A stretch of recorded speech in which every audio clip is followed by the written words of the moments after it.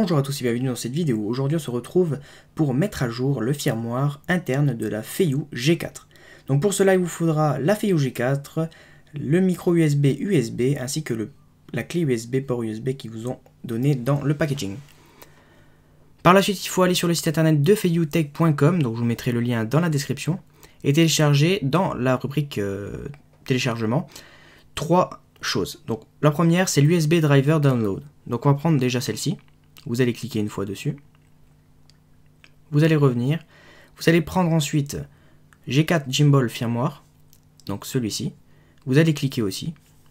Ensuite vous allez revenir en arrière et vous allez prendre aussi le troisième qui est le G4 GS Gimbal Firmware Update, etc. Vous cliquez aussi et vous le téléchargez.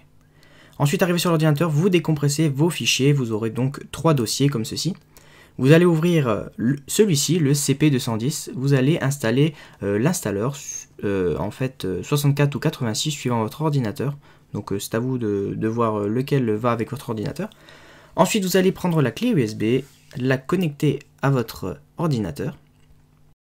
Arrivé ici, vous allez pouvoir ouvrir le dossier G4 Gimbal Firmware avec Update for G4 à l'intérieur. Vous allez l'exécuter et ensuite vous aurez cette petite fenêtre qui s'affiche.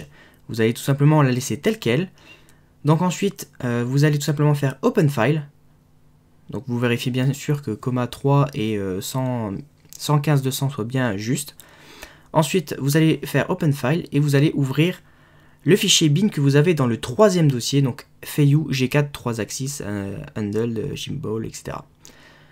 Vous ouvrez le fichier et tout simplement, vous allez appuyer sur Open à côté de COM3. Vous allez donc maintenant brancher la Feiyu à l'ordinateur. Donc avant toute chose, il faut enlever les piles. Donc vous allez dévisser ici et mettre les piles de côté.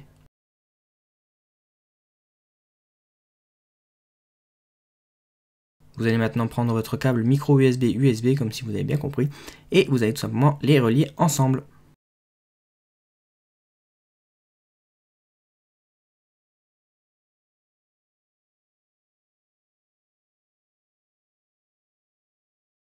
Vous allez avoir ensuite écrit Link OK en version 1.0 ou autre, ça dépend de quand vous l'avez acheté.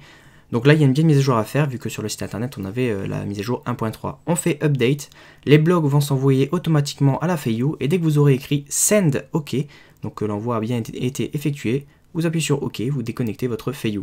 Pour les nouveautés, c'est très simple, ils ont ajouté une fonction qui permet de changer de position avec la main, donc sans abîmer le moteur, et elle reste à la position que vous lui avez donnée. Regardez bien si ça se passe à l'écran. Hop, je la mets en position normale. Et là, je tourne avec ma main et vous voyez, elle reste à la position où je l'ai mise. Donc voilà, très utile. Donc j'espère que cette vidéo vous aura plu et je vous dis à la prochaine.